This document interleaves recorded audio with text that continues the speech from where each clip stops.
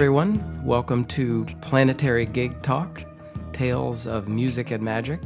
I'm your host, Jefferson Glassy, Chief Spiritual Dude of the Planetary Gig Society, whose mission is making connections through music with the intention of creating peace, bringing peace. And here today at the worldwide headquarters of the Planetary Gig Society, we are delighted to have Mr. Steve Little, fabulous musician, and who has some other interesting job aspects that we're going to talk about a little bit too. So, hey, Steve, welcome. Hello, Jefferson. How are you? Good, good. It's great to be here. Yeah, thanks. So we've known each other a little bit in the past, and I've seen you play, and it's you really have mastered the instrument, and I know that we're kind of on the same page in terms of some of the conversations about music and the power of music and all that.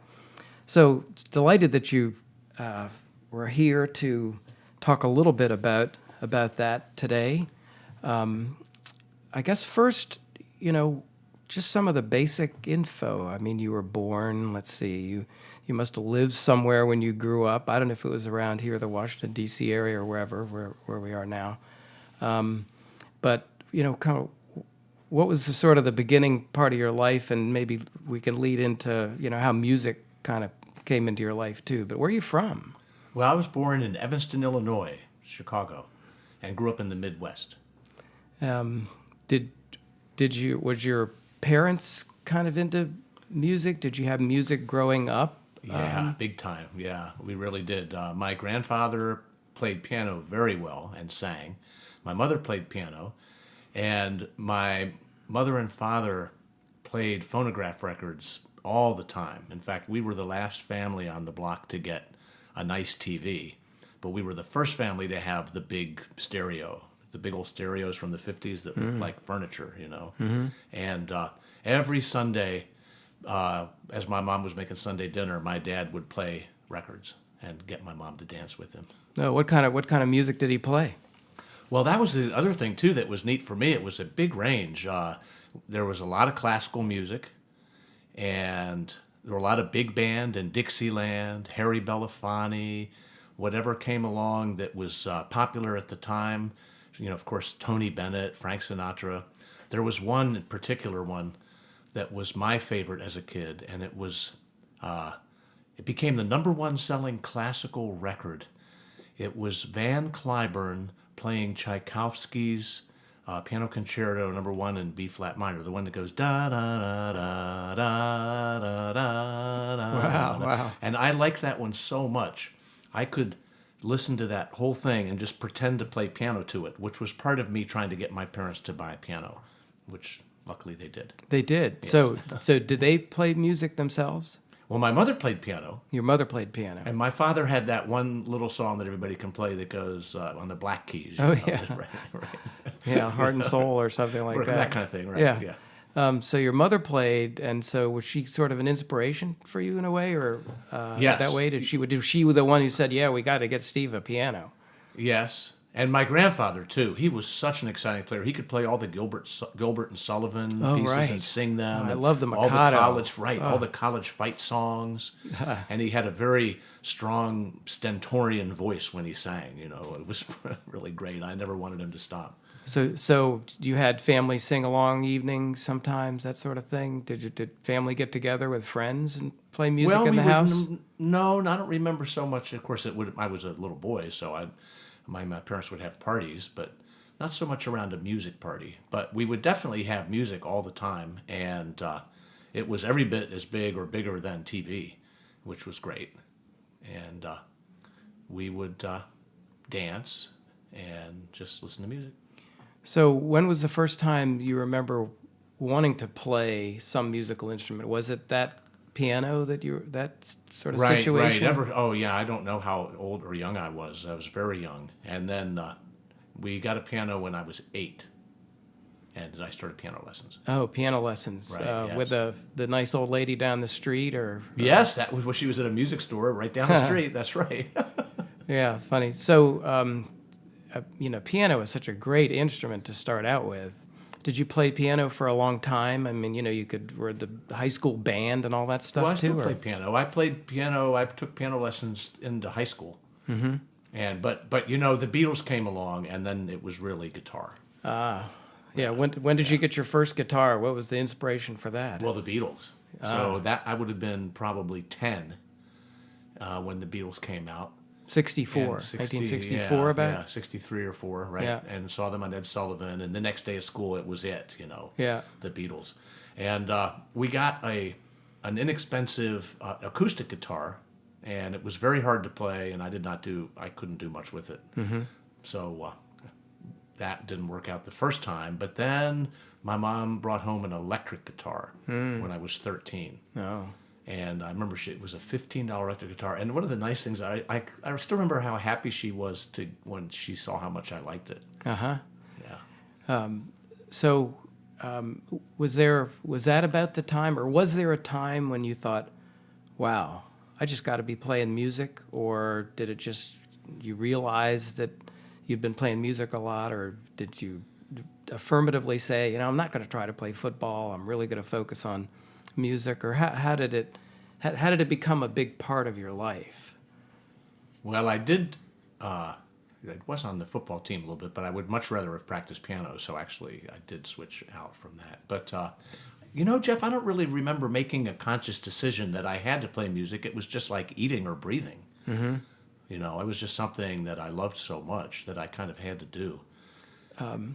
Did you get into bands then in your teens and right? Yes. College? Yes. What did you do in college? Yes, I got music in and all that. I got in my first band when I was 14. Or I remember being turned down by the band on the first audition and being so upset. So I would just practice and so on. And my friends and I at school had a little band, but then I got into a band that was working and doing very well. I was 15.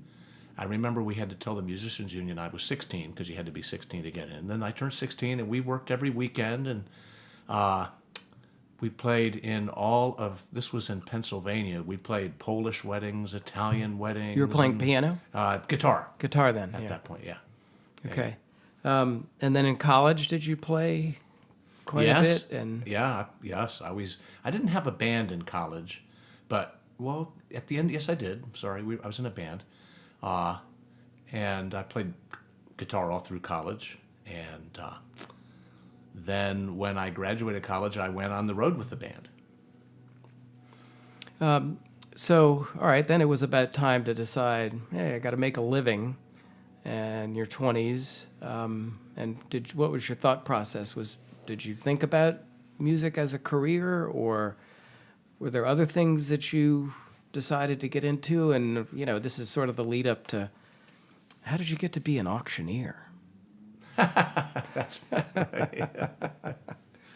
Well, the auctioneer, I ended up working in sales and business after college, after the band, about 2 years after, because I couldn't see a way to really I did give guitar lessons. I was always playing music kind of on the side. But I was working with a duo. It was myself and another fellow. And we were playing, Jeff, it's something you wouldn't see nowadays, but we had a gig with the R.J. Reynolds Pride and Tobacco Caravan. Whoa. Which is not there now. But this is when the cracks were appearing in big tobacco. And we got on a circuit playing at the state fairs. And they had a demonstration. They had a whole tent and trailer about how great tobacco was. And where so was we this? This was the different fairgrounds, Timonium and Richmond and so on. Oh, it was in this area. When did you move to this area? Right. I moved to this area back in the late 70s, 1970s. After college? Yeah, a couple years after college. Okay, right. So you're in this area playing for the tobacco companies. Right. So that was a little later. But in any event, I heard a demonstration tobacco auctioneer, and I thought that was the coolest thing I'd ever seen. It was pretty cool. It was like the square dance caller. I was probably the only kid in elementary school who couldn't wait for the square dance to come back. It was part of our gym class. So, he reminded me of a square dance caller, except he was selling things. So do you have to go to auctioneer school, or you just start yodeling or something? What do you, Right. Well, you do have to, if you want to get you have to go to auction school to get a license, but really mostly it's on the job training. I've been auctioneer 26 years now. So you learn a lot on the job, but in order to get the state licenses that are required and the bonds and so on, you have to go to school. So I was thinking, I mean, that auctioneering, whatever they do, I forget what you call it even, is kind of musical in a way too, isn't it? Yeah. How was I doing? It's Could I rhythmic, go to right. school It's, there? yeah, I just bought whatever you're selling. So. It doesn't have to be rhythm. It doesn't have to be musical. Really, it's a very simple process of saying, I have $100 bid. Will you bid 110? But auctioneers do put rhythm and melody to it. And I think it So keeps we'll it just give a interesting quick and keeps example us of how moving. you would try to get from 100 to 110 there, or whatever you were just saying. That's not very far. Okay, well, farther. Try All to. right. And 100 here, everybody give 110 here now, 20, make it 20, everybody give 20, make it 30 here now, 130 and 40. And 1.5 half here, everybody give 150 and 150. Last call at 150 and sold $140. All right, that's great. That's great. Wow, that it is. It is very enticing. It's interesting to listen to that. How do you see the people when they put their hands up and then nod to you? Do people ever sneeze and end up buying a car? Oh, that's funny. That's a thing for movies. No, that's only worth you scratch your ear, you'll buy something. People do bid that way, but you know what you just asked was one of the hardest things to learn, is especially in a big crowd, is how to see the bidders, and that's just a matter of awareness and being tuned in, I think. Yeah. Yeah. Well, interesting. That's a kind of a nice sidelight, but I know that you then did make the move to. I mean, you're an auctioneer, so you make some moolah that way. But one of your main life things is playing music for people. And could you talk a little bit about how you got into the type of music that you're playing and who your audiences are now? Oh, well, I got pretty lucky, I think. I was, along with auctioneering, I was playing solo shows in different clubs and bars, on Capitol Hill and so on. And, pardon me, I remember an owner of a club coming up to me and saying, hey, I like those show tune finds, because I like Broadway show tunes, American Songbook, those kind of things, swing, jazz, Oh, yeah. Cole Porter, and so on. And he said, I like those show tunes are fine, but it'd be great if you could do some newer stuff. And I said, well, I could do some Beatles songs. And he rolled his eyes and said, no, I said newer stuff. So I was driving past a retirement home every day on the way out. And I thought, you know what, they'll like the old songs I do. So I went in and volunteered to play music at their kind of reminiscence session. And I liked it, they liked it. And I kept going back volunteering there. And then a friend of mine said, hey, they have budgets to hire musicians. And my eyes got big and I thought, oh, okay. So that was about 20 years ago. And I just started calling up, activity directors. And now I play regularly in concerts in retirement homes where it varies from independent living, where people still may have their cars and so on, all the way through various levels of care to full-blown dementia care. It strikes me as such a wonderful thing to do. My mom ended up reaching 100 last year, Wow. passing. Man, she was so tired of living at the end, I have to say. Oh. But it's quite a process, and a lot of stuff starts happening to you. And she said to me, Jeff, you just sort of sit there and watch yourself rot. Oh, And I imagine that a lot of people that you see, I guess on a weekly basis, you play how many times a week? I don't know, or maybe 3 or 4. It's about 15 a month, I guess. 15 different concerts, maybe. 15 concerts a month. And it could be more sometimes, but yeah. So you see an awful lot of older people who are not getting around so much, and playing music Yes. for them. Yes. And that just seems fabulous. But I'd love to hear you talk a little bit about what that's like, what you see, when they're listening. Maybe sometimes they can't even perceive, or do they come alive? There's these movies out there, Alive Inside, the one about Glenn Campbell. What has been sort of your feeling, your experience? What have you learned? I mean, is there some kind of magic that you see sometimes, or what's? Well, it's just a fantastic experience for me. I think, at first I was playing for people that were in independent living or assisted living. So they're people that are just like you and me, except a little older. Well, hopefully a lot older, but really not so much older. And than I am. But anyway, they're very cognizant and really lively audiences, and there's a lot of, how might you say, feedback from the audience. So it's like playing for any crowd, really. And so and the concerts are an hour long. And I was doing that already for a few years. And then one day I got to a place and they said, oh, our person who was supposed to play in the dementia unit, or reminiscence, there's a lot of euphemistic names for places where they take care of people with Alzheimer's and dementia and so on. But they said, our person canceled, we're going to put you up there. And I thought, okay. And I was did not know what to expect. I was very nervous. And when I got in there, everybody seemed kind of shut down, or some people were wandering around, kind of talking to themselves or shuffling along and so on. I started to play, and they wheeled a woman in a wheelchair right up in front of me. And she appeared to be paralyzed.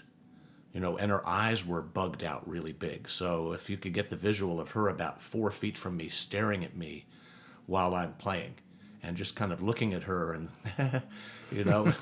and I was trying to make conversation with people, and half seemed asleep, and it was really a challenge, and I was pretty nervous about getting out of there. And I was watching this woman, the paralyzed woman, and I'll tell you what. I saw her moving her finger in time with the music, just barely moving her finger. And if it hadn't been in time with the music, I probably wouldn't have noticed it, But she kept it up no matter what the tempo was through the whole concert. I thought she was paralyzed, but she was keeping tempo with her finger and staring at me. So after the concert, I put my guitar in the case and I took a deep breath and I went over to her and I said, I saw you keeping time with your finger. I see you in there. And this big tear welled up in the corner of her eye and started to roll down her face. And I was like, oh man, this is something that is, I was, you can imagine, I was blown away. And so it's a particular challenge to play for people with dementia, but I tell you, they can be so many different ways they're responsive to music. So it's great. Wow, that's pretty powerful. And I guess so now you play for people with dementia, other people. It's a whole mix of people. Yeah, I have a regular one I do every Saturday morning for people with dementia, and everybody has some. Oh, right. I hear you. What were you saying?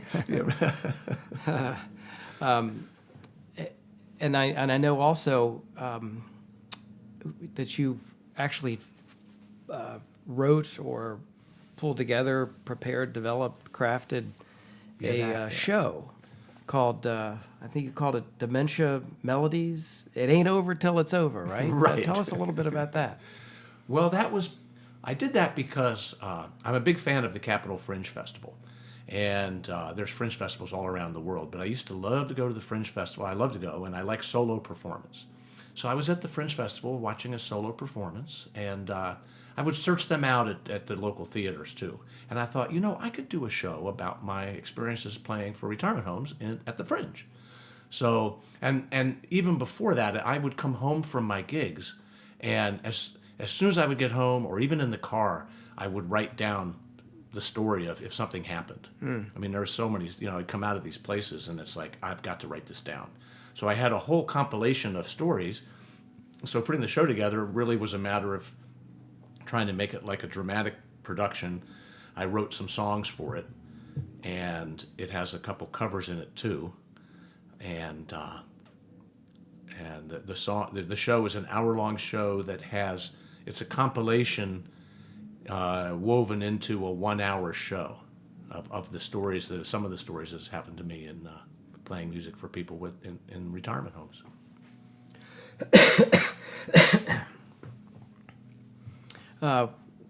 Could you mention one or two of those stories, or we might get, maybe we should schedule another episode sometime and we could really get into it in detail, Dementia Melodies. But Well, I would welcome that. The first thing I told you about, the lady with the tear, that's in the show. But there's, this isn't that uncommon, but there is, it's pretty surprising when you meet someone who can sing all the words to a song, but when it comes time to speak, really doesn't seem to be able to put two words together that make sense. I hope that's not the start of something, but we'll just get back on it. So, what was I saying? Okay, just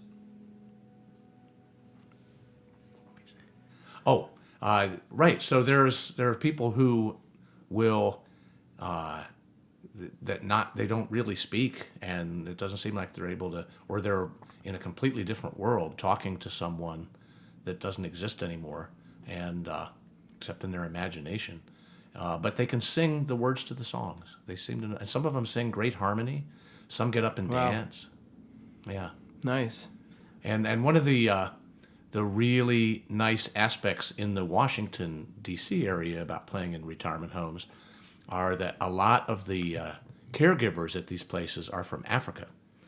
And they love the old folks. I mean, they take some abuse sometimes where people, they say mean things to them, and they just give them a kiss. And, they're so nice, and they are very musical, and they love to dance to my music too. Nice. So, you must see a lot of wonderful things about the impact of music. Do you, it just in your life, kind of cumulatively, collectively, can you describe what you think about music and how it affects people, or because you really do have you see people all the time who are listening to music and being affected by music. So, what does it make you? What sort of, do you have a conclusion, a theory about music and why it connects? Or That's a fantastic subject for a planetary gig talk, because I haven't reached a conclusion yet.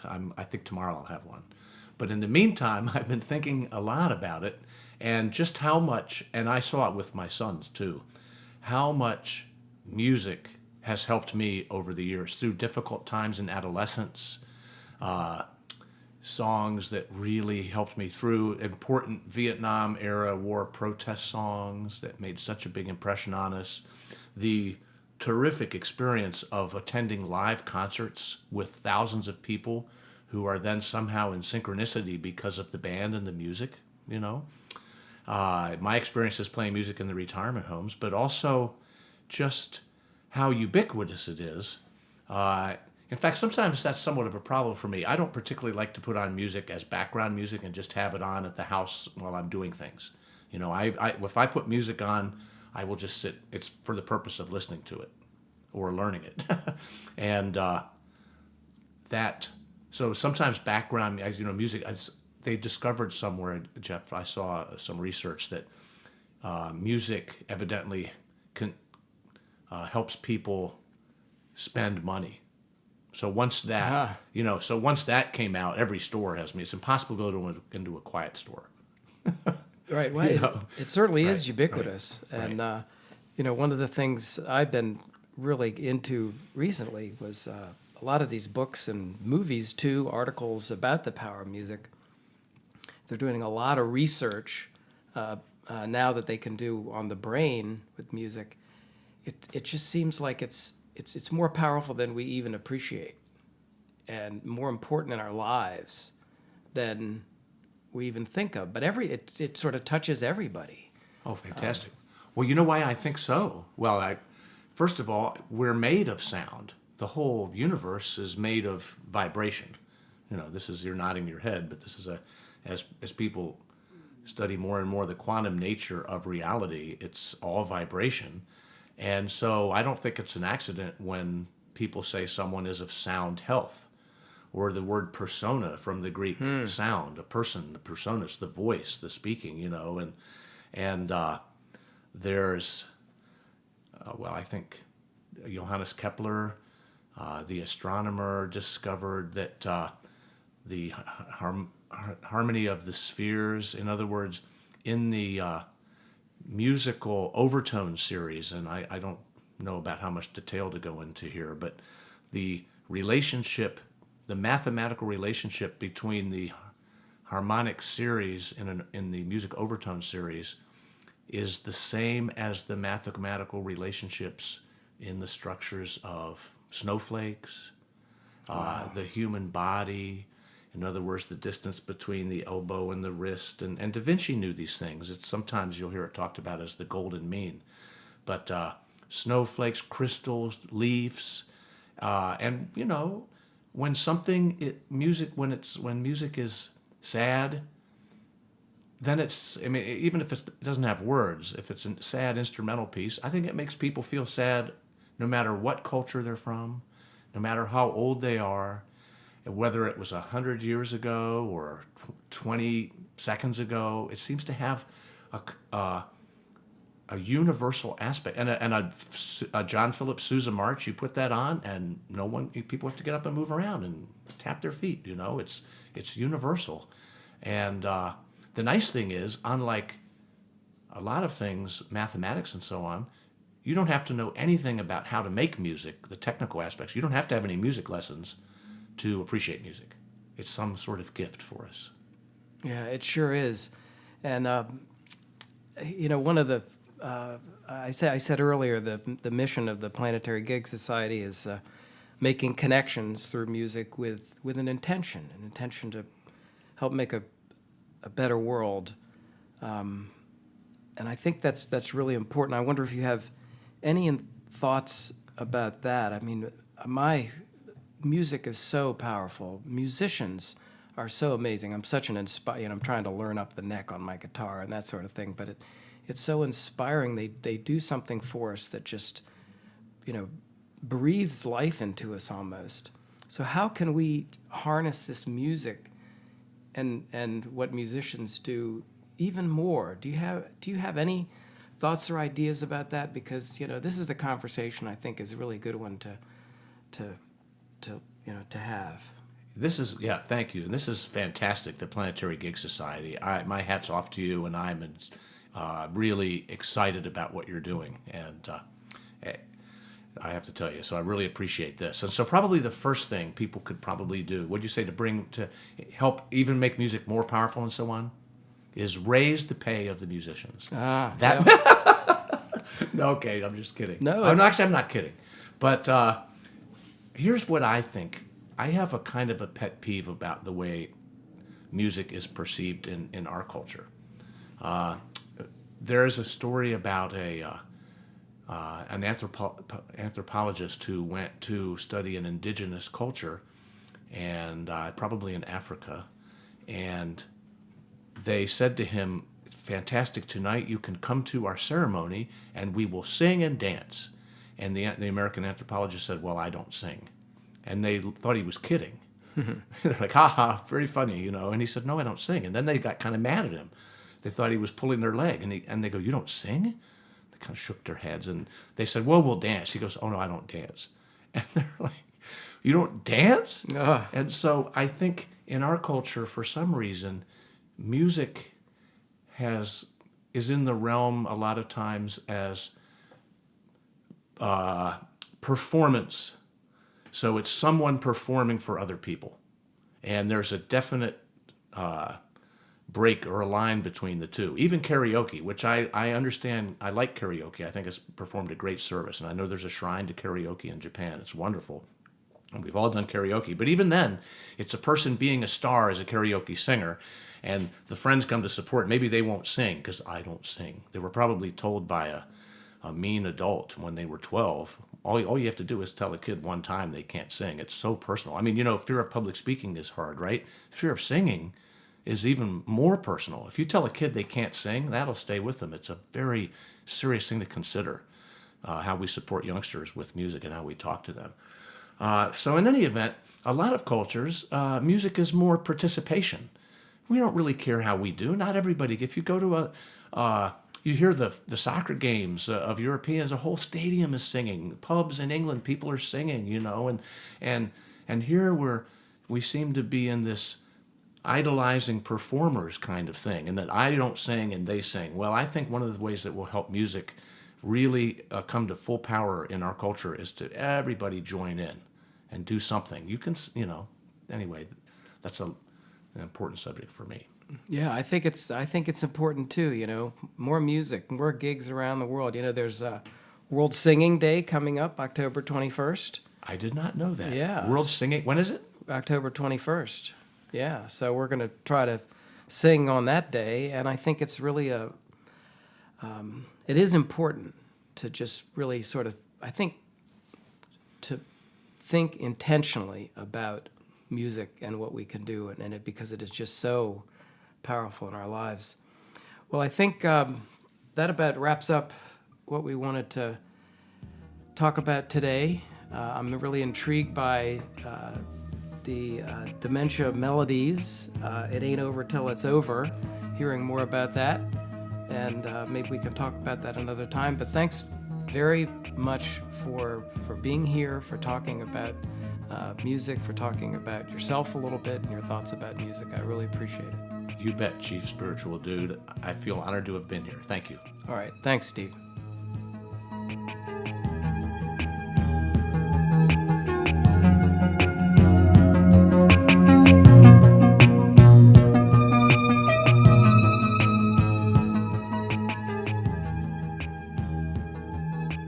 You've been listening to Planetary Gig Talk, Tales of Music and Magic. I'm your host, Jefferson Glassy, Chief Spiritual Dude of the Planetary Gig Society. We talk with musicians and others about the power of music and how we can use music to help create a better world. Please check out our website, www.planetarygigs.org, for information about some of the organizations promoting music, resources about the power of music, including movies, books, articles, and new research on music and the brain. We do welcome your support. You can donate to the Planetary Gig Society, which is a 501c3 charitable organization, on the website. You can also get a free email signature block demonstrating your support for the Planetary Gig Society. Please also follow us on Facebook, Planetary Gig Society, Twitter, @Planetary Gigs, Instagram, Planetary Gigs, and submit your input, short videos, comments on the power of music in your life. Remember to use the hashtag Planetary Gigs when you do. So we hope you will check out our podcast again soon. Please subscribe if you'd like, and we look forward to more great conversations about the power of music.